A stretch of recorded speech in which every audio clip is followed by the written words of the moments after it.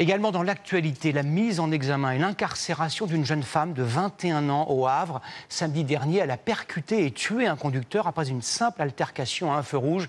Plusieurs automobilistes ont été condamnés ces derniers mois après des accès de rage qui les ont amenés à commettre l'irréparable. Léa Merlier, Guillaume Torel et Léo Lemaître. Lorsque l'altercation éclate, deux automobilistes se trouvent l'un derrière l'autre au niveau de ce feu. Ils passent au vert. L'un des conducteurs klaxonne, impatient. S'ensuit une dispute. La voiture à l'arrière se déporte et vient s'arrêter devant le premier véhicule. L'automobiliste sort. Il est percuté violemment par la conductrice, une femme de 21 ans accompagnée de ses deux enfants et de son compagnon. Elle prend la fuite. Marie-Annick a assisté à toute la scène depuis chez elle. Ce monsieur qui était sorti de sa voiture a été en fait jeté sur le capot et j'étais très très choquée. Le jeune homme de 27 ans renversé décède à l'hôpital.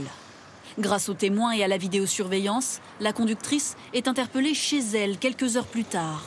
Devant les enquêteurs, elle assure avoir pris peur. L'auteur des faits se retrouve effectivement à dire en garde à vue que prise de panique, avait peur effectivement pour sa personne, son intégrité physique, donc n'a pas trouvé de meilleur moyen que de foncer sur la victime, d'après ses dires. Placée en détention provisoire, la jeune femme est mise en examen pour homicide volontaire. Au Havre, les habitants sont partagés entre l'effroi et l'incompréhension.